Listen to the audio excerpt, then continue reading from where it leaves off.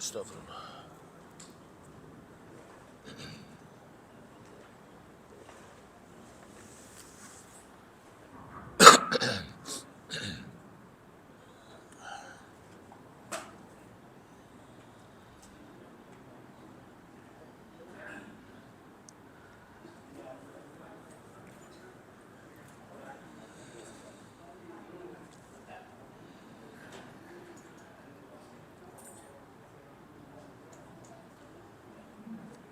Assalamualaikum warahmatullahi wabarakatuh.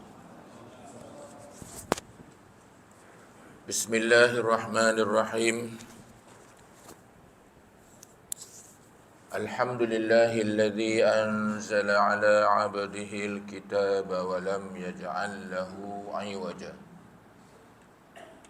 Ashhadu an la ilaha illallah wahdahu la syarika lah. Wa ashhadu anna Muhammadan 'abduhu wa rasuluh. Allahumma salli wa sallim wa barik ala Sayyidina Muhammad wa ala alihi wa ashabihi wa tabi'in lahum bi ihsanin ila yaumiddin. Amma ba'du. Alhamdulillah, bersyukur kita kehadrat Allah Subhanahu wa taala kerana dengan limpah dan kurnia-Nya sekali lagi Allah memberi peluang kepada kita untuk terus hadir ke dalam masjid untuk kita menunaikan solat maghrib secara berjamaah. Dan juga kita bersyukur kehadrat Allah Subhanahu wa taala kerana Allah masih lagi memanjangkan umur kita sehingga ke saat ini. Masih lagi diberi peluang untuk kita terus hidup. Dan bila Allah panjangkan umur kita, perkara yang paling utama yang perlu kita lakukan adalah mencari redha Allah, mencari keampunan Allah, mencari rahmat Allah, dan yang paling utama sekali mencari ilmu Allah. Sesungguhnya hanya dengan ilmu Allah sahajalah kehidupan kita akan dibimbing oleh Allah Subhanahu wa taala. Tanpa ilmu, maka sudah pasti kehidupan kita berada di dalam kejahilan. Dan yang paling kita takuti, melakukan sesuatu amalan tanpa ilmu, ianya ditolak oleh Allah Subhanahu wa taala. Apapun mestilah asas dia berilmu. Untuk mendapatkan ilmu, maka perlu hadir majlis ilmu. Dan hukum menghadiri majlis ilmu adalah fardu ain. Nah, dibandingkan solat maghrib tadi, solat maghrib berjamaah tadi, hukum dia fardu kifayah. Kifayah tu apa? Ada sebahagian saja yang hadir, yang lain tak payah. Betul? Bukan semua.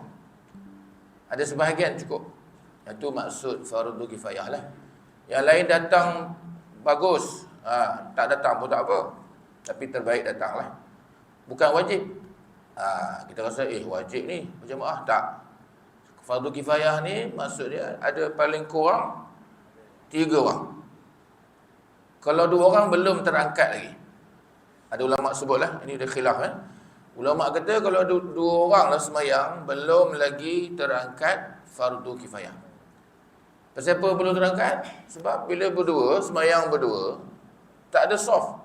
Betul? Kalau solat berdua orang lah.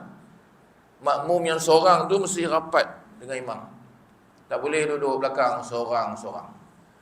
Kalau dia duduk belakang seorang-seorang, hukum dia makruh. Makruh maksudnya tak dapat pahala. Jadi kalau berdua, seorang tu rapat dengan dengan imam lah. Dia tak ada soft. Soft, kalau nak ada soft, paling minimum mesti ada 2 orang. Mesti ada 2 orang. Ada 2 orang, barulah wujudnya soft. Jadi sebab tu kalau tuan-tuan datang semayang, katalah soft pertama dah penuh orang. Tuan-tuan sampai nak mula soft 2 lah, tapi tuan-tuan seorang. Seorang, mana seorang lagi? Tak ada. Kalau tuan-tuan semayang seorang tu, pada soft yang kedua tu, makruh. Sebab bila seorang tu tidak ada soft. Jadi macam mana cara dia? Dia kena pergi sebelah kanan, ambil sebelah kanan lah, terbaik. Tarik orang depan. Supaya dia undur ke belakang, jadi 2 orang. Yang kena tarik, kena faham lah. Tarik waktu takbir, Allahu Akbar. Pegang baju kawat tu, tarik perlahan. Tujuan tarik tu supaya undurlah belakang, supaya jadi 2 orang. Bila jadi 2 orang, baru wujud soft yang kedua. Tapi masalahnya bila tarik, kawan tu tak faham. Dia tarik balik ke depan. Tarik balik, tarik ke depan. Dia tak faham. Kali ketiga tarik tu, dia cakap, kamu nak apa? Cakap pula, kamu nak apa? Batal lah. Dalam sembahyang tak boleh bercakap. Jadi itulah kalau tak ada ilmu tu jadi macam tu. Sepatutnya bila ada orang tarik, undur belakang. Undur dah jadi 2 orang. Bila ada 2 orang, wujudlah soft yang baru. Baru dapat pahala soft. Kalau seorang-seorang tak ada. Kemudian katalah dah ada 2 orang, datang pula lagi seorang lagi ataupun 2 orang datang kemudian, masa-masa jangan mula di tengah. Sambung yang dekat ujung tu, sambung di sana. Jadi dah ada 3 orang katakan. Jadi yang kena tarik tadi, dah ada 3 orang dah. Dia boleh melangkah ke depan balik. Ambil balik tempat dia sebab dah ada. Bila dia ke depan dah ada 2 orang. 2 orang tu wujudlah soft yang baru. Jadi kalau faham bab sembahyang ni, indah, cukup baiklah. Boleh ya? Jadi maksudnya minimal solat berjamaah untuk terangkat pahala, terangkat fardu kifayah mesti 3 orang. Seorang imam, 2 orang makmum. Jadi yang ramai-ramai datang ni tak apalah, baguslah. Solat berjamaah tu lebih baik daripada solat bersorangan.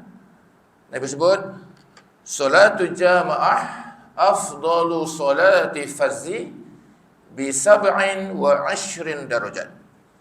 Solat berjamaah itu lebih baik daripada solat berseorangan sebanyak 27 darjat. Eloklah. Saya nak ceritakan bahawa kalau tak datang solat jemaah pun tak apa. Tetapi bila tiba majlis sekarang ni, majlis apa? Majlis ilmu. Majlis ilmu hukum dia fardu ain. Tadi solat tadi fardu kifayah. Kifayah lain, fardu ain lain. Fardu ain maksudnya apa? Setiap orang wajib dengar. Wajib duduk. Kalau tak ada apa uzur, Jadi sebab itulah tasawur umat Islam akhir zaman ni banyak yang tak jelas. Dia tak tahu yang mana fardu ain, yang mana fardu kifayah, yang mana sunat, dia tak tahu. Sepatutnya bila majlis ilmu tu ramai orang datang sebab fardu ain. Orang yang sembahyang maghrib di rumah pun datang masjid. Sembahyang fardu di rumah tu fardu kifayah aja. Datang masjid kerana fardu ain. Kalau tengok tempat yang orang yang faham bab ilmu ni, ramai penuh majlis ilmu. Kalau di Mekah ada majlis ilmu penuh. Solat berjemaah tu adalah sikit, tak banyak, tapi majlis ilmu penuh. Sebab hukum dia begitu. Fardu ain sepatutnya lebih ramai daripada fardu kifayah. Jadi alhamdulillah tuan-tuan yang ada di dalam masjid ni, alhamdulillah Allah telah pilih untuk duduk sebentar. Sementara menunggu Isyak. Jadi kurang-kurangnya dapatlah ilmu untuk kita bawa ke akhirat. Dan ulama sebut ada 3 bekalan yang kita akan bawa balik ke akhirat.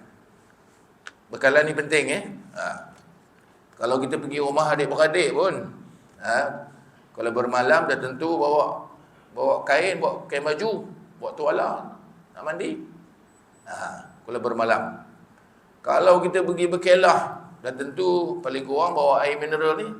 Nanti nak minum, berkelah pandai-pandai, ada air. Ini bekalan yang kita bawa. Jadi samalah juga bila kita bertemu dengan Allah Subhanahu Wa Taala, sudah pasti kena bawa bekal. Dan apakah bekal itu? Ulama sebut ada 3. Dulu saya sebut dah rasanya, ulang balik. Yang dah dengar, ulang kali kedua. 3 bekalan yang kita akan bawa balik akhirat. Yang pertama, ilmu. Jadi ilmu kena, masa hidup ni carilah ilmu sebanyak-banyaknya. Maka sebab itulah ilmu ni fardu ain, wajib belajar. Kerana ilmu ni penyuluh kepada kehidupan kita. Yang membetulkan kehidupan kita hari ini adalah ilmu. Ilmu nak bimbing kita waktu solat, waktu semayang kita semayang, waktu rehat, tak ada bercampur aduk, tak ada kelang kabut. Waktu maghrib ada kuliah, datang mengaji, bangkit awal, pukul 5 dah bangun dah pagi-pagi kan. Itu ilmu. Penyuluh hidup kita, cara hidup kita. Bila kita belajar, ada ilmu, kita tak ikut cara hidup Islam. Cuba tuan-tuan tengok cara hidup orang bukan Islam. Tak sama dengan orang Islam. Jadi kita ni dah ada panduan ilmu tu. Jadi carilah sebanyak ilmu, terutamanya ilmu fardu ain. Ilmu fardu ain ni ada 3. Yang ni wajib belajar. Dulu saya sebut dah. Pertama, ilmu tauhid. Ilmu tauhid kena belajar. Sini ada ustaz belajar kan? Ustaz ngajar. Alhamdulillah. Ada ustaz ngajar ilmu tauhid, datang. Kerana dia wajib setiap individu. Yang kedua, ilmu yang wajib, ilmu fiqh. Fiqh ni ilmu harian kita. Kita jual beli, kita makan, minum, puasa kan. Itu ilmu fiqh tu. Cara nak makan macam mana, cari rezeki macam mana, berjual beli macam mana, akad jual beli, sah dia macam mana. Itu ibadat harian kita. Yang kedua, ilmu fiqh. Dan paling penting, fiqh solat. Kerana solat itu tiang agama. As-salatu imaduddin. Solat itu tiang agama. Faman aqamaha faqad aqamadin. Barang siapa yang bersolat dia betul, dia telah menegakkan agama dia. Wa man tarakaha faqad hadamadin. Barang siapa yang solat dia tak betul ataupun dia tak bersolat, maka dia meruntuhkan agama dia. Itu yang kedua, ilmu fiqh. Yang ketiga wajib, iaitu ilmu tasawuf. Ini kita akan belajar. Wajib belajar ilmu tasawuf. Tasawuf ni apa dia? Ilmu tentang hati. Tauhid tadi ilmu tentang mengesakan Allah, ilmu tentang ketuhanan, beriman dengan hukum, dengan sifat-sifat Allah. Itu mengenai tauhid. Yang kedua, ilmu fiqh, ilmu cara kita nak berurusan. Macam mana nak ibadat, macam mana nak berhubung sesama manusia. Itu ilmu fiqh. Dan yang ketiga, ilmu tasawuf. Ilmu tasawuf ni apa dia? Ilmu tentang hati kita. Jadi 2 ilmu yang awal tadi, ilmu tauhid, ilmu fiqh, tidak akan lengkap selagi tak ada ilmu yang ketiga, iaitu ilmu tasawuf. Ilmu tauhid tak akan lengkap kalau tidak ada ilmu tasawuf. Ilmu fiqh pun tak lengkap kalau tidak ada ilmu tasawuf. Ilmu tasawuf tentang hati. Kita yakin Allah tu ada kan? Hati kita lah yakin. Yakin Allah ada tu ilmu tauhid. Jadi hati kita ni kena redha, yakin Allah wujud, Allah melihat aku. Begitu. Di tasawuf kita tentang hati Kemudian sifat hati juga sifat kecukupan.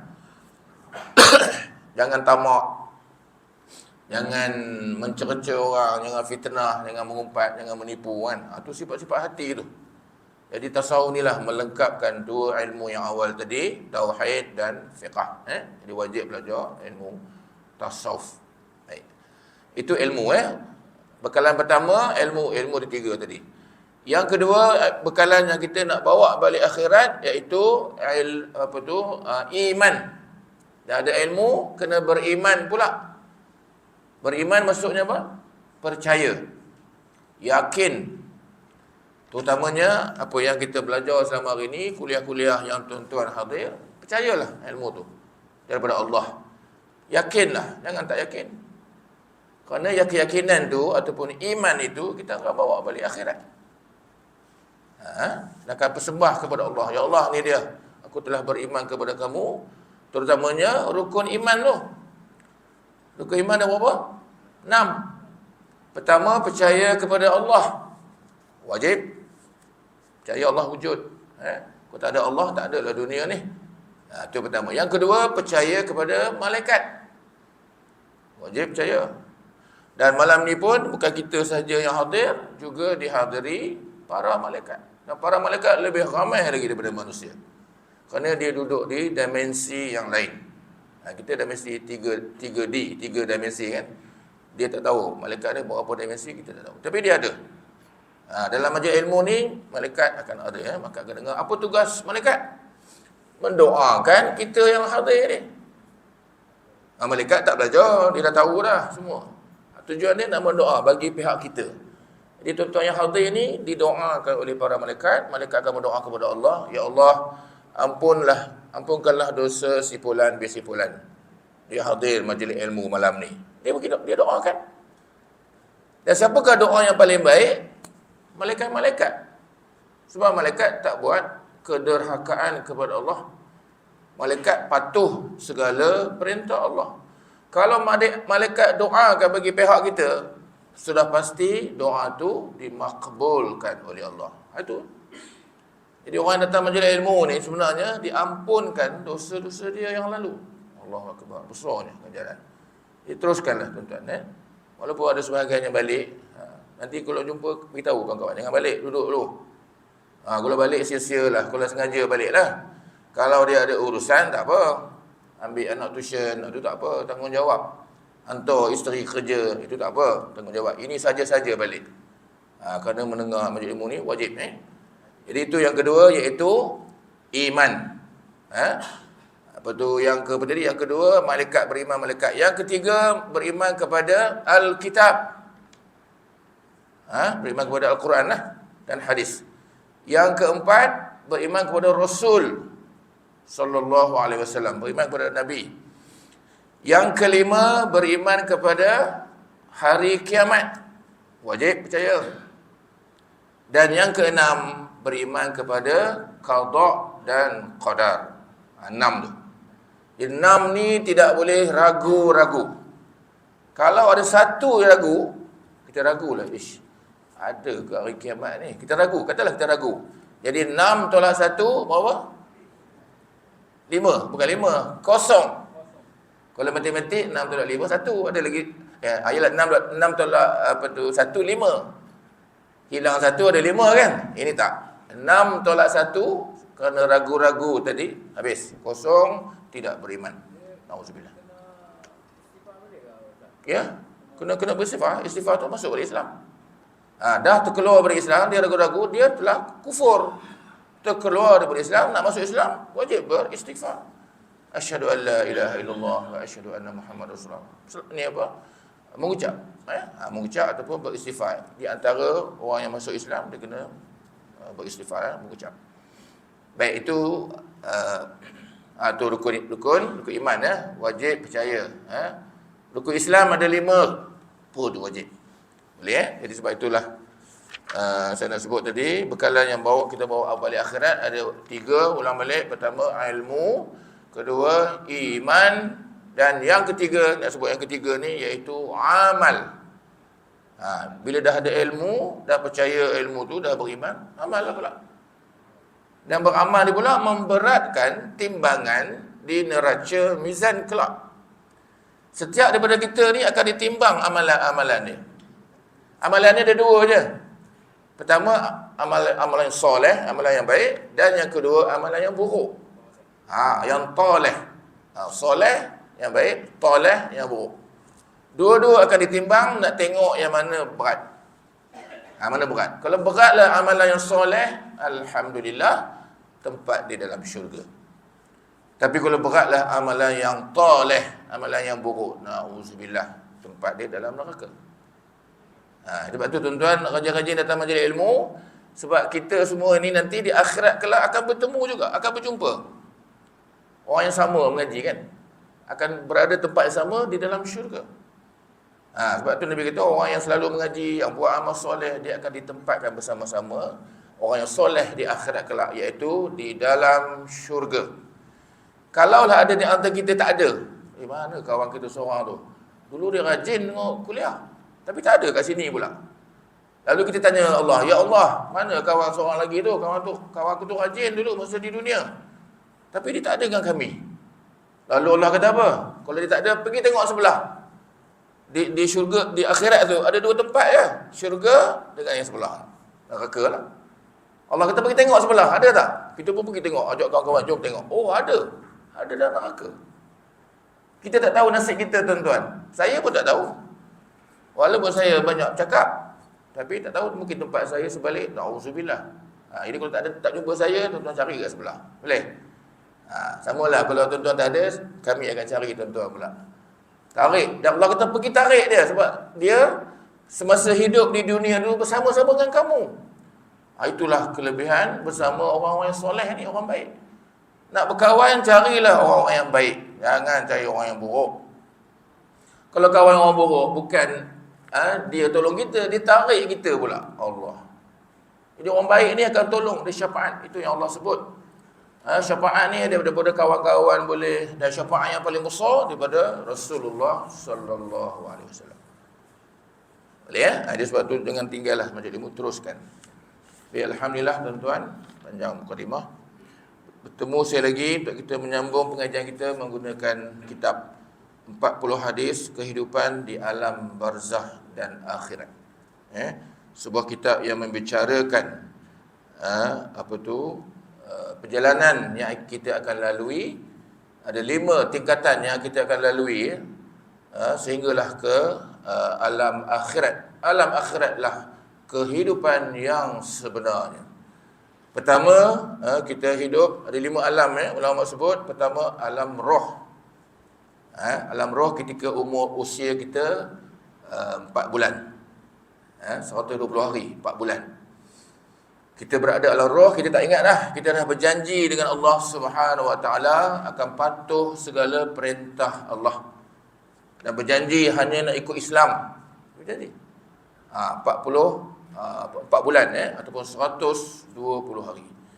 Lepas itu kita dikandung alam yang kedua, kita berada alam janin. Alam dalam perut ibu kita. Selama 9 bulan 10 hari. Itu alam yang kedua. Kita dah lalu dah 9 bulan 10 hari. Ibu kita kendung kita, bawa kita ke mana-mana. Masa dia mengandung, bawa kita. 9 bulan 10 hari dan kita pun keluarlah ke dunia, masuk alam yang ketiga. Semua ada 5 Alam yang ketiga iaitu alam dunia sekarang ni. Lepas ni kita akan lalu pula. Umur kita tak panjang. Nabi kata umat aku umurnya antara 60 hingga 70 siapa yang dah masuk 60 tu standby lah. Bersedialah. Nak lompat, nak masuk alam yang keempat. Dan ramai yang dah pergi dah. Saya mengajar masjid ni lama juga. Dulu ada kawan-kawan dah tak ada dah pergi dah. Banyak tak ada kan. Kita menunggu giliran bila Allah nak panggil. Terutamanya kita dah masuk tahun 2024 ni. Masuknya tahun baru, maknanya bertambah umur kita. Bila umur kita bertambah, maka perjalanan kita menuju Allah makin dekat. Makin dekat, bukan makin jauh.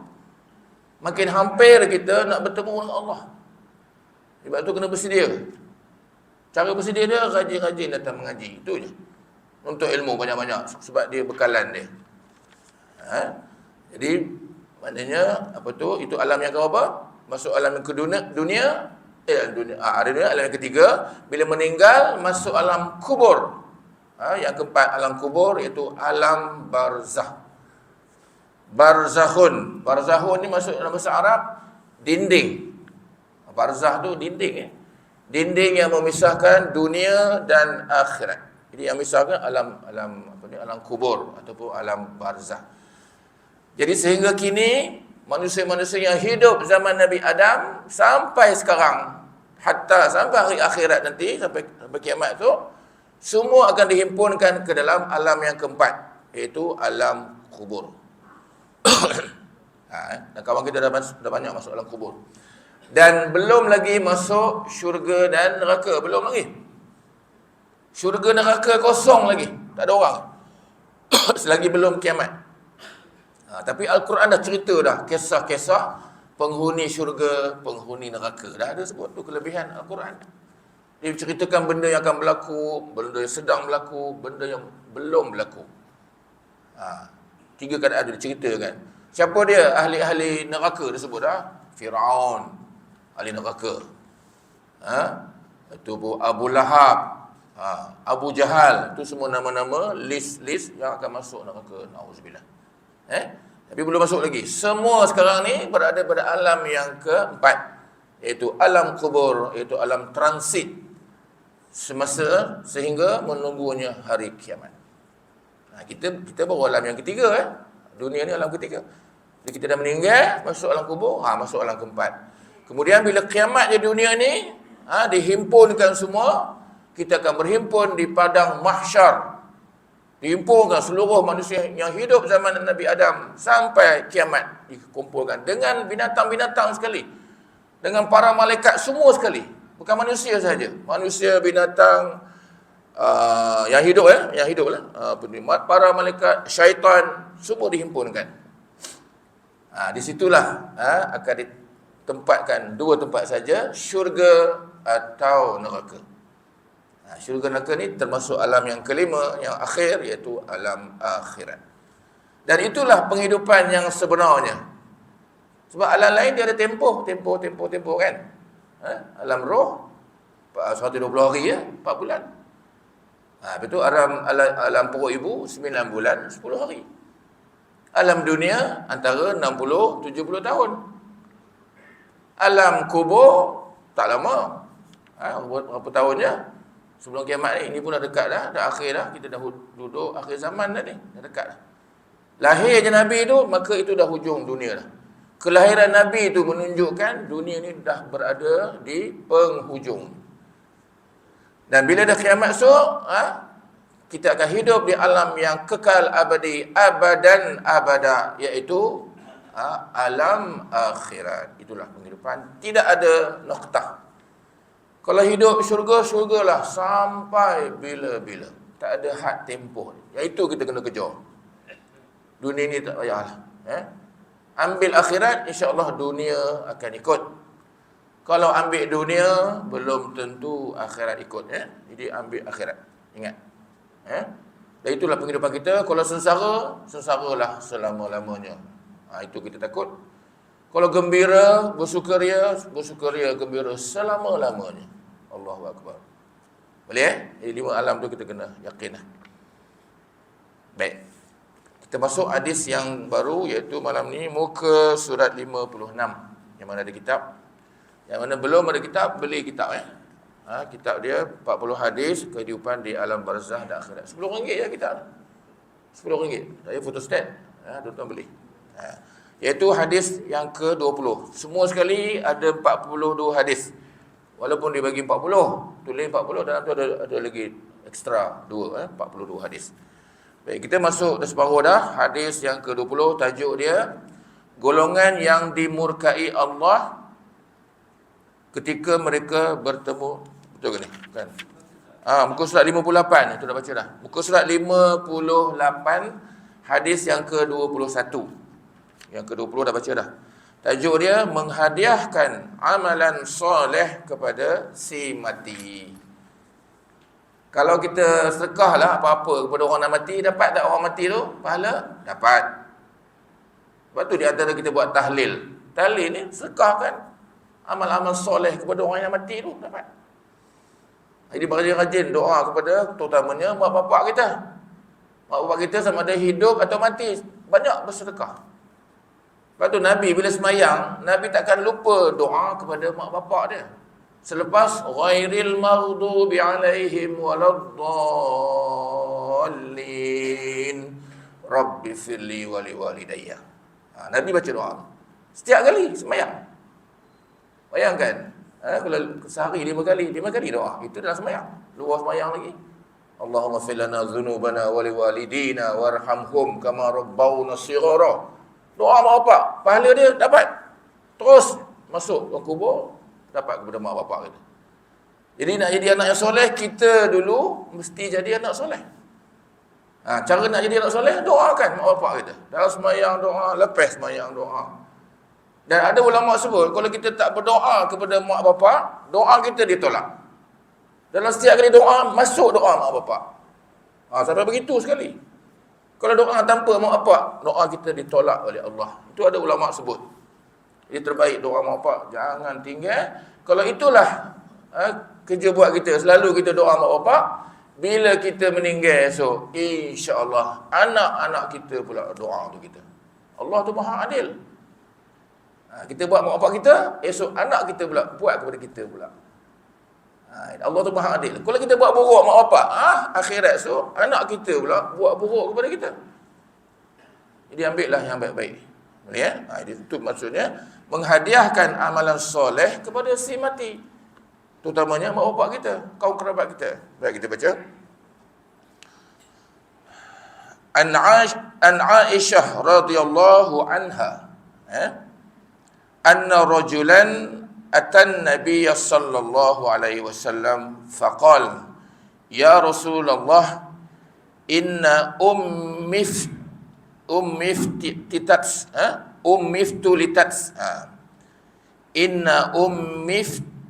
tulitat nafsaha wa lam tussi wa adhannuha law takallamat tasaddaqat afalaha ajrun in tasaddaqtu anha. Qala Rasulullah sallallahu alaihi wasallam, na'am. Na'am maknanya iyalah. Hadis riwayat muntafaqun alaih. Bukhari, ya. Bukhari Muslim tu, muntafaq alaih tu dua perawi yang hebat, itu Bukhari dan Muslim, ya. Maksudnya apa? Daripada Aisyah radhiyallahu anha, sesungguhnya seorang lelaki datang menemui Rasulullah sallallahu alaihi wasallam dan berkata, wahai Rasulullah, sesungguhnya ibu saya mati mengejut dan tidak sempat membuat wasiat. Orang yang mati ni terbaiknya sebelum dia meninggal tu dia buat wasiat dulu. Wasiat ni maknanya dia nak apa benda yang tak diniatkan, terbaiklah. Tapi kalau dah meninggal tak apa, dah meninggal. Jadi saya menyangka jika dia mampu bercakap, sudah tentu dia ingin bersedekah. Tentuan di antara amalan yang terbesar, amal soleh yang paling besar, sedekah. Ingat, jangan lupa bersedekah. Bersedekah ni banyak maksud. Belanja orang makan pun sedekah. Keluar duit pun sedekah. Senyum kat orang, senyum pun sedekah. Beri bantuan, pertolongan, sedekah. Tuan-tuan nasihat kawan-kawan, sedekah. Jadi sedekah ni banyak. Sedekah ni tak semesti dengan duit. Kita ingat sedekah ni kena duit, kan? Tak. Luas makna sedekah ni. Lepas tu orang yang dah mati, kalau boleh dia nak hidup balik. Apa dia nak buat? Dia nak sedekah. Fa'as-saddaqa wa akum minas solihin. Aku nak hidup, ya Allah, beri aku sekejap je. Aku nak buat amal soleh, iaitu nak bersedekah. Jadi masa hidup kita ni, tuan-tuan, jangan tinggal sedekah. Sedekah tak mestinya bentuk wang. Kita semua kan, kita pun ada banyak duit. Tak ada duit kan? Kita tak ada duit. Jadi kita boleh sedekah dengan nasihat. Kau ada RM1 lah. Senyum kat orang. Ajak buat benda yang baik. Sedekah. Belanja orang tu tentulah. Jadi sedekah ni pahala yang sangat besar. Di antara kelebihan orang bersedekah tu boleh memadamkan api neraka. Allahu Akbar. Kita takut api neraka kan? Dia boleh memadamkan api neraka orang yang rajin sedekah. Allahu Akbar. Jadi sebab itulah kita ada ilmu dan kita akan buat, insya-Allah. Jadi maknanya di sini, adakah sampai kepadanya pahala? Dia kata ibu dia dah meninggal. Kalau ibu dia hidup, mesti ibu dia nak bersedekah. Adakah sampai kepadanya pahala sedekah jika saya bersedekah untuknya? Ni anak dia cakap, kalau aku sedekah dekat mak aku, dapat tak pahala kepada mak? Lalu baginda bersabda, ya. Naam. Dalam hadis tu, naam. Naam tu ya. Jadi tuan-tuan, kita hidup ni banyaklah sedekah-sedekah kepada orang yang dah meninggal, terutamanya Yang hidup pun dapat. Mak bapak kita hidup, sedekah kita. Sedekahkan Fatihah, sedekahkan bacaan-bacaan amal-amal yang baik lah. Katalah kita rajin buat benda yang baik, sedekah, kita tolong orang ke. Sebutkan, ya Allah, sekiranya ada pahala aku sedekah orang ni, aku buat baik orang ni, kamu sedekahlah kepada ayah ibu aku. Dapat. Bersedekah lah. Dia sebut, kalau adalah benda yang aku buat baik sedikit, contoh kita tolong orang, kita bantu orang kan, tolong apa-apalah, dapat pahala kan. Pahala tu kita sedekah pada mak bapak kita, boleh tak? Boleh. Ini disebut di sini. Keterangan hadis di atas menjelaskan kepada kita kelebihan bersedekah dengan cara menghadiahkan pahala sedekah itu kepada si mati. Sedekah kepada orang yang nak mati. Itu terbaik. Yang hidup pun dapat. Hidup dan mati dapat dua-dua. Sesungguhnya pahala sedekah itu tetap diperolehi oleh orang hidup yang bersedekah itu. Kita sedekah tu bukan kita tak dapat pahala, dapat. Kita yang sedekah tu kita dapat pahala, orang yang kita sedekah pun dapat pahala. Di antara fadilat sedekah ni tuan-tuan, dia boleh memanjangkan umur. Nak panjang umur tuan-tuan, rajin sedekah. Panjang umur dan dia takkan kena penyakit-penyakit yang kronik. Penyakit-penyakit yang serangkai, 3 serangkai apa, kalau dia rajin sedekah, insya-Allah dia sihat. Orang yang rajin sedekah pula, dia sihat kehidupan dia. Jarang kena penyakit. Sakit demam tu biasalah, semua batuk tu biasa, tapi kena penyakit kronik tak ada sebab dia rajin bersedekah. Dan umur dia panjang. Dan orang yang rajin sedekah pula,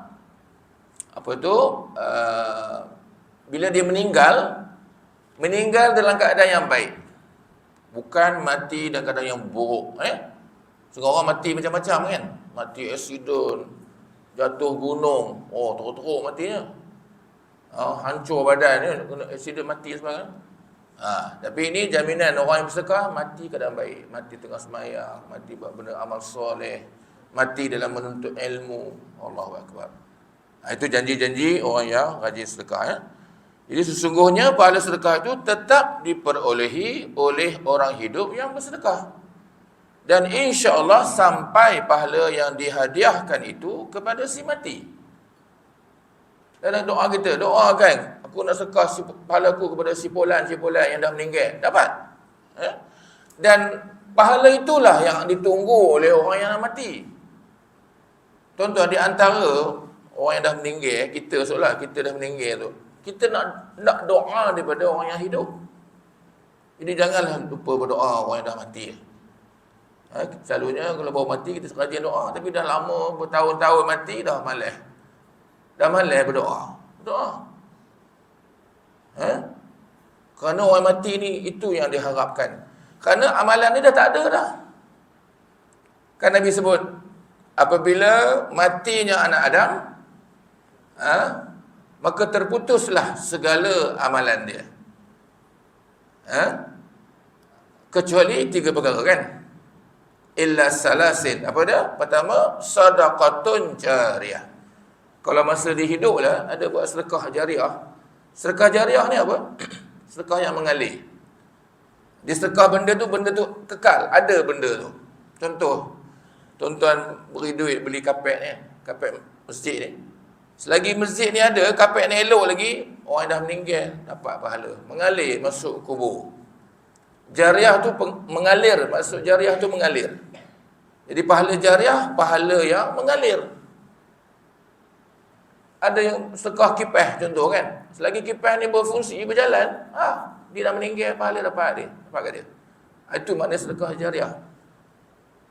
Sedekah yang tidak hapus lah, bukan hilang je. Kalau makan habis lah, bagi makan sejak itu habis. Ini sedekah yang kekal. Sedekah sejadah, water cooler, apa-apalah yang kekal ada nampak benda tu. Sedekah bagi duit sama juga bagi beli atap. Selagi atap tu ada, atap kat luar tu, dapatlah. Jadi itulah sedekah jariah. Pertama, sedekatun jariah. Yang kedua, au ilmi yuntafa'u bih. Memberikan ilmu yang baik, yang bermanfaat. Kita ajak orang baik, ajak orang sembahyang, tunjuk cara yang betul, macam ni buat dia, tunjuk yang baik-baik. Tu jariah. Jariah maksudnya bila orang tu buat, diamalkan. Kita dah mati, dia amal lagi sampai dia dah tua, dia pun dah mati pun, pahala yang dia buat tu, yang kita ajar dia tu, jadi amal jariah bagi kita. Itu je harapannya. Yang kedua. Dan yang ketiga, awaladun salihah. Iaitu anak yang soleh yang mendoakan. Yad'u lahu, maknanya mendoakan kepada kedua ibu bapa. Kita nak jadi anak soleh kan? Agak lagi doa. Doa mak bapak. Itu je pahala yang dapat. Lain-lain tak ada. 3 tu je. Apa dia? Sedekah jariah. Kedua, apa dia? Ilmu yang bermanfaat, ilmu yang kita ajar masa kita hidup dulu. Dan yang ketiga, doa daripada anak yang soleh. Jadi itu pahala kalau dia buat, dapatlah. Kalau tak ada, habis. Tak ada pahala. Jadi sebab itulah orang mati ni dia sangat hendakkan doa orang hidup. Jadi kita banyak berdoa, ya Allah ampunkan dosa mak bapak aku. Doa dapat, mak bapak kita dapat pahala. Selamatkanlah dia di akhirat kelak, ya Allah. Dapat dia pahala. Doa daripada anak yang soleh tidak ada hijab. Tak ada sekatan. Tak ada halangan. Di doa ni makbulkan oleh Allah. Dan Imam Syafi'i sebut tuan-tuan ada 5 hari doa ni dimakbulkan oleh Allah Subhanahu Wa Taala. Malam ni kita dah masuk 30 Jamadil Akhir. Betul? 30 Sebab masuk maghrib berubah tarikh. Malam besok, malam Sabtu, esok Jumaat Malam ni malam Jumaat, esok hari Jumaat, malam Sabtu, malam 1 Rejab. Malam 1 Rejab. Jadi Imam Syafi'i kata di antara doa dimakbulkan Allah pada 1 Rejab, malam tu, maghrib besok. Besok Jumaat kan? Masuk maghrib tu dah masuk 1 Rejab. Banyakkanlah berdoa. Kerana doa tu dimakbulkan oleh Allah. Doa dia dimakbulkan, iaitu 1 Rejab. Ya? Hari Jumaat lah, doa hari Jumaat lah. Ini kata Imam Syafi'i, pertama 1 Rejab, yang kedua hari Jumaat. Besok hari Jumaat. Besok berganda pahalanya. Dah lah hari Jumaat besok. Kemudian maghrib pula 1 Rejab. Jadi jangan lupa berdoa besok. Boleh tuan-tuan? Mengingatkan saja, boleh? Esok doa paling double esok, double. Dah lah hari Jumaat besok. Maghrib pula masuk 1 Rejab besok. Besok maghrib saja masuk 1 Rejab. Tapi tarikh orang putih tulis 30 apa ni, Jamadil Akhir. Jamadil Akhir. Tapi maghrib dia masuk berubah. Tarikh orang putih dia berubah pukul 12 tengah malam. 12:01 dia berubah. Sebab dia ikut pergerakan matahari. Tarikh Islam dia mengikut pergerakan bulan. Maghrib tu jatuhnya matahari, maka masuklah hari yang berikutnya. Jadi malam ni kalau tengok takwim dia tulis pukul 29. Esok pun 29. Pukul 12 malam, 12 malam baru masuk 30. Kita maghrib 30 dah masuk awal. 30 masuk maghrib dah 30 Jamadil Akhir, dan besok hari Jumaat maghrib besok masuk 1 Rejab. Doa makbul. Jadi doa banyak-banyak besok, baca Quran, baca sedekah, buatlah. Itu yang kedua. Dan yang ketiga kata Imam Syafi'i iaitu pada 15 Sya'ban. Ataupun dalam bahasa Melayu kita panggil nisfu Sya'ban. Nisfu ni separuh. Nisfu Sya'ban. Bukan Ahmad nisfu, Ahmad separuh. Nisfu Sya'ban ni separuh bulan Sya'ban, 15 Sya'ban. Jadi itu lambat lagi lah. Doalah sebanyak. Itu yang ketiga. Dan yang keempat, Imam Syafi'i sebut Hari Raya Aidul Fitri. Masuk maghrib tu doa banyak-banyak. Dan yang kelima iaitu Hari Raya Aidul Adha. 10 Zulhijjah tu doa lah banyak-banyak. Boleh ini cerita fadilat-fadilat ni. Jadi kita dah ada ilmu mulai besok. Hari ni dah ada doa dah. Hari ni dah masuk Jumaat sebenarnya. Maghrib tadi dah masuk Jumaat dah. Doa banyak-banyak. Jangan tinggal Hari Jumaat penghulu segala hari. Jadi amalan-amalan yang kita buat semua diganda-gandakan. Itu kelebihan penghulu hari. InsyaAllah Ramadan 1 Ramadan adalah penghulu segala bulan. Allahu Akbar. Penghulu bulan Ramadan. Dan sahabat orang Islam dulu memang tertunggu-tunggu Ramadan. Sebab tu Rejab dengan Sya'ban 2 bulan, 1 Rejab. So kita bersiap sedia dah. Yang mana malas baca Quran, bacalah. Mana malas bangkit malam, bangkitlah malam. Persediaan ni nak menyambut satu Ramadan. Ramadan ni bulan Al-Mubarak, bulan yang diberkati oleh Allah. Ada satu malam yang dipanggil malam Lailatul Qadar. Allahu Akbar. Dalam bulan Ramadan ni. Di mana amalan digandakan sehingga 1000 bulan. 1000 bulan ni 84 tahun. Umur kita pun tak sampai 84 tahun. Jadi beramailah. Jadi sepatutnya bila datang Ramadan ni, kita rasa seronok, gembira. Ya Allah, Alhamdulillah, panjanglah umurku, ya Allah, nak masuk Ramadan. Patut macam tu lah.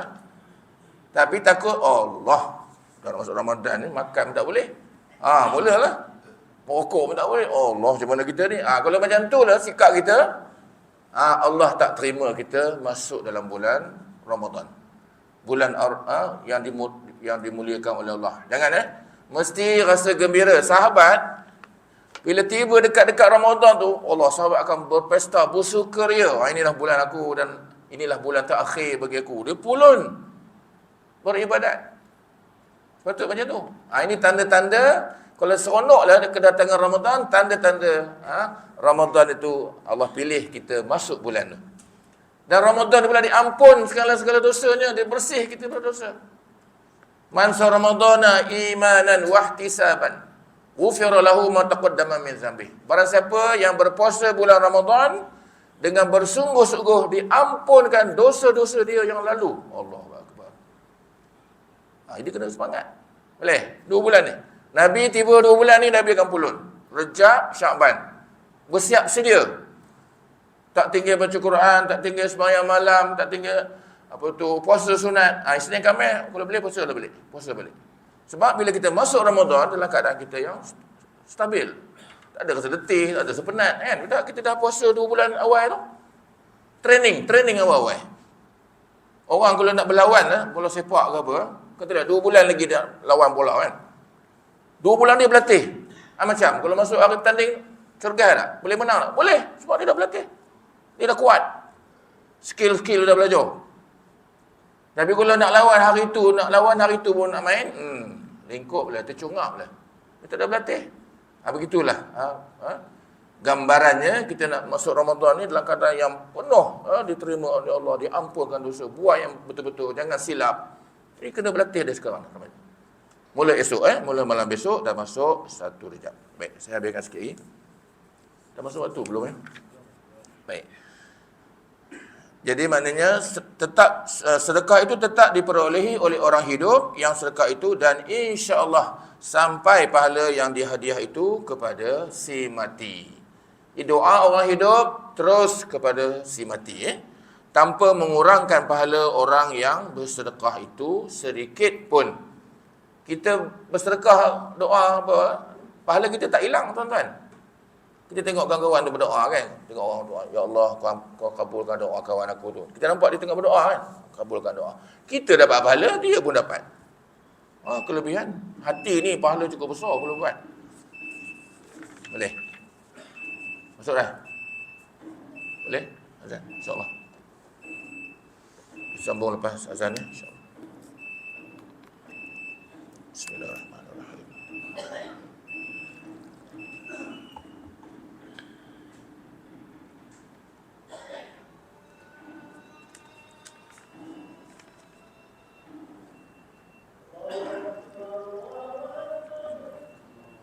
Allahu Akbar, Allahu Akbar.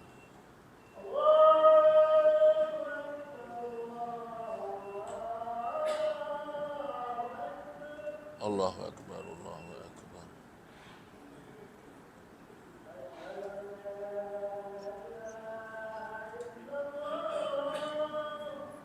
Asyhadu an la ilaha illallah.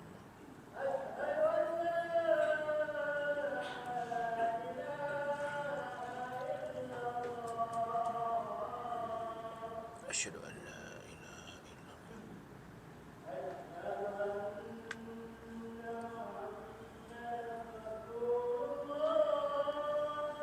Asyhadu anna Muhammadar Rasulullah.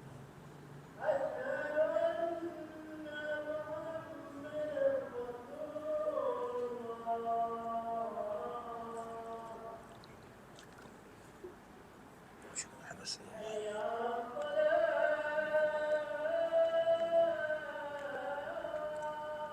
La haula wala quwwata illa billah.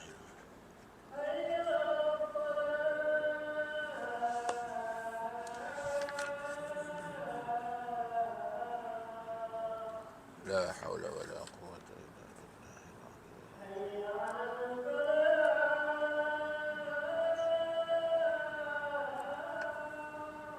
La haula wala quwwata illa billah.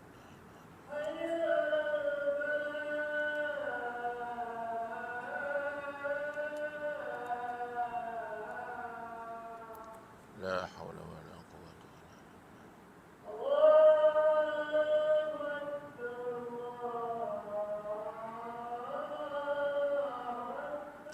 Allahu akbar, Allahu akbar.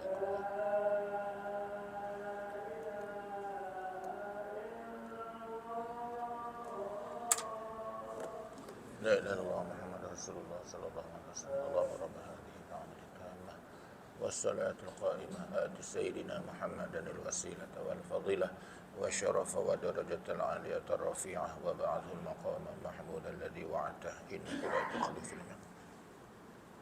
Baik, sikit lagi tuan-tuan ya. Kerana orang yang telah mati, terutamanya mati mengejut, mereka tidak sempat membuat wasiat.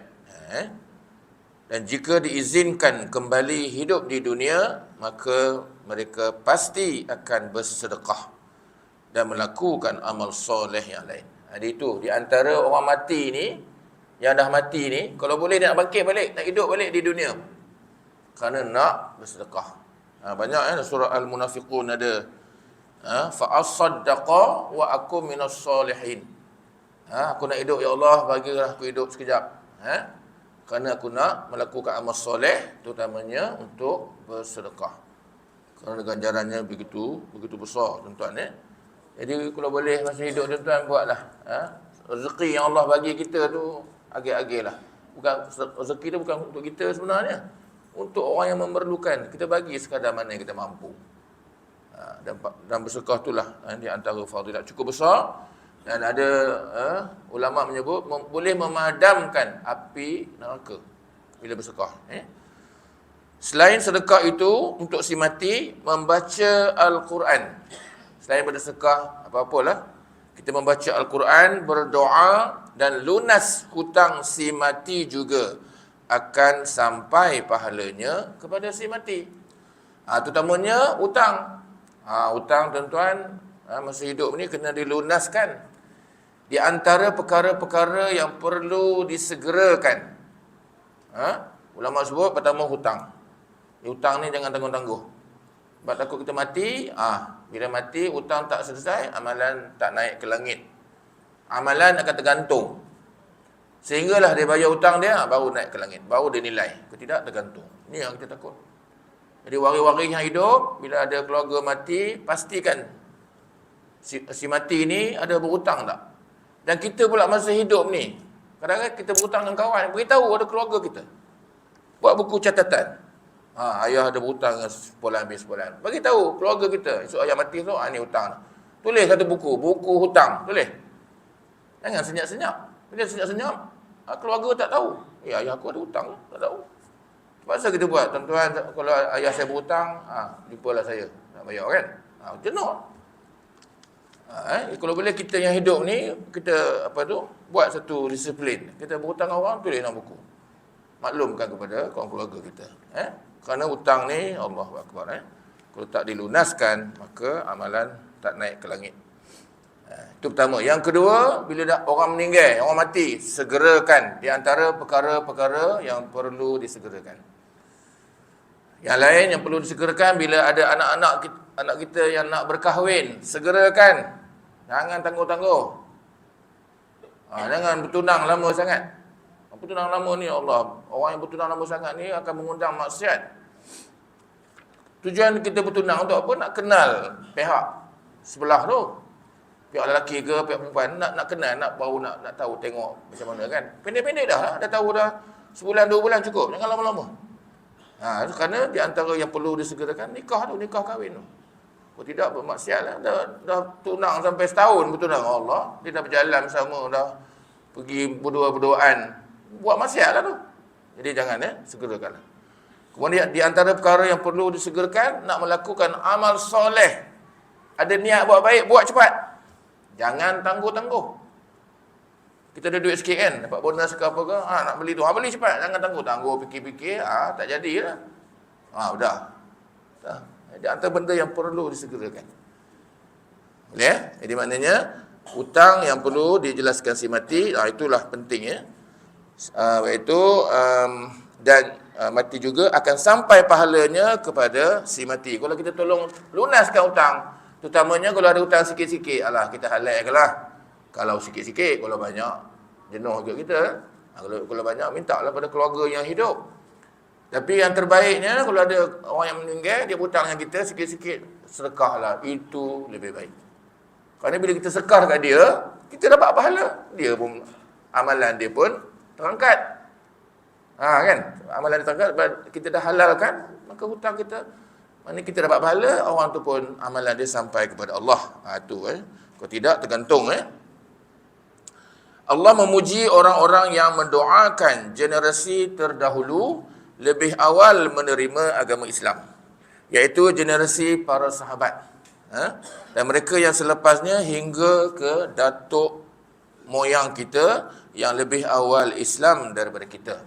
Allah berfirman dalam surah Al-Hash ayat 10. A'udzubillahi minasyaitonirrajim. Walladzina ja'u min ba'dihim yaquluna rabbana ighfir lana wa li ikhwanina alladzina sabaquna bil iman wa la taj'al fi qulubina ghillal ladzina amanu rabbana innaka ra'ufur rahim. Surah Al-Hash ayat 10. Maksud dia, dan orang-orang yang datang selepas mereka, yakni orang Muhajirin dan Al-Ansar, mereka berdoa, wahai Tuhan kami, ampunilah kami dan saudara-saudara kami yang beriman lebih dahulu daripada kami. Ini doa orang sekarang, doa kepada orang yang dulu-dulu. Pahalanya besar tuan-tuan. Berdoa kepada orang terdahulu dari kami, dan janganlah engkau membiarkan kedengkian dalam hati kami terhadap orang-orang yang beriman. Jangan kita rasa dengki, marah pada orang dulu-dulu, jangan. Doakan kesejahteraan mereka. Kita doakan bukan mak bapak kita saja, datuk nenek kita, moyang kita, moyet kita semua. Doakan. Kita doa mak bapak je kan? Bolehlah mak bapak doa juga. Doakan dulu, generasi dulu. Datuk kita, moyang kita, moyet kita semua. Itu pun besar pahalanya, kerana mereka juga dapat. Dan tentulah mereka mengharapkan, kalau tak ada doa anak-anak dia, kita tolong doakan pula. Allah Akbar. Doa ni tuan-tuan, pahala dia tidak ada hijab. Selagi orang yang meninggal itu beriman lah. Kalau dia pun celam-celup, payahlah sikit. Jadi yang beriman hidup ni, insya-Allah amal diterimakan. Allah terima amalan orang yang berdoa kepada orang mati. Dan janganlah engkau membiarkan kedengkian hati kami terhadap orang beriman. Wahai Tuhan kami, sesungguhnya engkau maha penyantun lagi maha penyayang. Itu Jadi dalam hadis 21 ni, dia menceritakan bahawa menghadiahkan amalan soleh kepada si mati, orang yang mati itu, terima doa, terima amalan tersebut. Bila Nabi ditanya, adakah amalan diterima? Nabi kata, na'am, ya. Maka sebab itulah kita terbaiknya kalau ada orang meninggal, kita nak baca tahlil, baiklah tu, baguslah. Bukan kita kata bid'ah. Ada orang kata, tahlil ni bid'ah. Tak. Tahlil ni kita membaca yang baik-baik, nak doa kepada orang mati. Itu je. Nabi sebut hadis. Dan Nabi tak larang orang nak buat tahlil apa. Jadi kita kadang-kadang itulah. Bila Nabi tak buat bid'ah, tak semesti. Bid'ah ni ada dua, tuan-tuan. Bid'ah hasanah, bid'ah dolalah. Yang tak boleh bid'ah yang dolalah ni maknanya Nabi tak buat satu hal dan Nabi larang. Kalau setakat nak menghadiahkan Fatihah kepada generasi, tak ada masalah. Sebab kadang akhir-akhir ni banyak orang kata ini bid'ah, bid'ah. Janganlah. Talqin bid'ah, tahlil bid'ah, doa habis sembahyang bid'ah. Allah, mana yang betul ya? Jangan Jadi sebab itulah ulama dulu dah elok buat simpulan tu. Ulama-ulama kita dah elok ikat dah simpul elok dah. Datang ulama-ulama baru ni, yang muda-muda ni, dia buka je simpulan. Terburai balik. Ini tak boleh, ni tak boleh dia. Inilah merugikan kita lah sebenarnya. Selagi tak ada benda yang bercanggah dengan Islam, boleh buat. Apa masalah? Berdoa, apa masalah? Ya? Jadi kita inilah, tengok selagi dia tu Nabi larang, janganlah buat. Nabi larang tak boleh lah buat. Semayang fardu 2 kali tak boleh. Semayang seorang-seorang lah, semayang maghrib 2 kali semayang. Tak boleh, itu bid'ah, Nabi tak buat. Tapi kalau semayang 2 kali, mula-mula semayang seorang. Lepas tu orang datang berjemaah semayang, dia nak semayang kali kedua. Itu dibenarkan, boleh. Kerana nak mengambil fadilat berjemaah, itu boleh. Kita kena tahu di mana. Bid'ah tu apa, kena tahu. Bid'ah ada 2 kan, bid'ah yang baik, bid'ah yang buruk. Takkan baca Al-Quran, bertahlil, berdoa, ya Allah ampunkanlah dosa, maaf aku. Itu bid'ah pula, bid'ah yang buruk. Tak, itu bukan bid'ah buruk. Kalau cerita yang lain-lain, yang Nabi tak doa, yang tu ialah. Boleh Jadi sebab tu, kita jelaskan benda-benda macam ni supaya kita tidak keliru. Sebab dulu, ulama' dulu dah elok dah, simple. Kita ikut je lah. Boleh tuan? Sekadar tu dulu. Pada malam ni, insyaAllah, besok kita mula Maghrib besok. Maghrib besok, kita masuk 1 Rejab. Itulah di antara Imam Syafi'i sebut, doalah banyak-banyak, bersedekahlah banyak-banyak. Kerana doa dan bersedekah, amalan-amalan baik dilipat kali gandakan. Jadi mudah-mudahan Allah beri kekuatan kepada kita dan panjangkan umur kita lalui 2 bulan ni dan masuk bulan Ramadan. Dan anggaplah Ramadan yang lagi 2 bulan ni adalah Ramadan kita yang terakhir. Kena ingat macam tu. Walaupun kita hidup lagi. Tahun lepas cakap macam tu juga, yang terakhir hidup lagi ni. Tak apa, alhamdulillah. Allah panjang umur kita tu baguslah. Yang ni pun sama juga. Ya Allah, aku nak buat betul-betul lah kali ni. Dulu banyak silap-silap kan. Ini Ramadan terakhir, baru kita bersemangat. Baru bersemangat nak buat. InsyaAllah ini akhir. Dan yang terbaik. Jadi mudah-mudahan Allah panjangkan umur kita masuk Ramadan yang kali berikutnya. Dan memanjangkan umur kita sehingga selesainya. Itulah malam Jumaat ni. Ini malam Jumaat kita doa. Mudah-mudahan Allah mengkabulkan doa kita insya-Allah. Sekadar tu dulu pada malam ni, yang baik daripada Allah. Yang lemah tu saya sendiri, saya mohon ampun. Aqulu qawli hadza wa astaghfirullahal azim li wa lakum. Wassalamualaikum warahmatullahi wabarakatuh. Bismillahirrahmanirrahim. Alhamdulillahirabbil alamin wassalatu wassalamu ala asyrafil anbiya'i wal mursalin wa ala alihi washabihi ajma'in. Allahumma ansur Islam wal muslimin wal mujahidin fi Palestin. Ya Allah, berikanlah kemenangan kepada umat Islam dan pejuang-pejuang Islam di Palestin. Allahumma ansur Islam wal muslimin wal mujahidin fi kulli makan wa fi kulli zaman. Ya Allah, berikanlah kemenangan kepada umat Islam dan pejuang-pejuang Islam di seluruh dunia. Wa wahid sufufahum, kau satukanlah saf-saf mereka. Wa jama' kalimatahum, kau tetapkanlah pendirian dan pandangan mereka. Wa afribris sabra ala qulubihim, berikanlah kesabaran di dalam hati-hati mereka. Wansurhum ala a'daika wa a'daihim, berikanlah kemenangan kepada mereka dalam jihad mereka menentang musuhmu dan musuh-musuh mereka. Wa haqiqin nasra wal fawza lahum fi jihadihim li'i'la'i kalimatikal 'ulya, berikanlah kemenangan kepada mereka dalam jihad mereka untuk menegakkan kalimahmu. Waj'alna minhum waj'alna minhum waj'alna minhum, jadilah kami sebahagian daripada mereka. Allahumma 'alaika bil yahudi wan nasara wa man wallahum. Allahumma 'alaika bil yahudi wan nasara wa man wallahum. Allahumma 'alaika bil yahudi wan nasara wa man wallahum. Ya Allah, kau hancurkanlah Yahudi dan Nasrani dan kuncu-kuncunya. Berikanlah kemenangan kepada umat Islam di Palestin, ya Allah. Kami hanya mampu berdoa kepadamu, ya Allah. Ampunkanlah dosa kami sekalian, ya Allah. Kau kurniakanlah pahala syuhada yang sebanyak-banyaknya kepada mereka, ya Allah. Dan kau bangkitkanlah mereka di akhirat kelak, ya Allah, tanpa hisab dan terus memasuki syurga-Mu, ya Allah. Kabulkanlah doa kami sekalian di malam Jumaat yang mulia ini, ya Allah. Kabulkanlah doa kami sekalian. Rabbana atina fid dunya hasanah wa fil akhirati hasanah wa qina azabannar. Wa sallallahu ala sayyidina Muhammadin wa ala alihi wa sahbihi ajma'in. Walhamdulillahi rabbil alamin. Taqabbalallahu minna wa minkum. Minna wa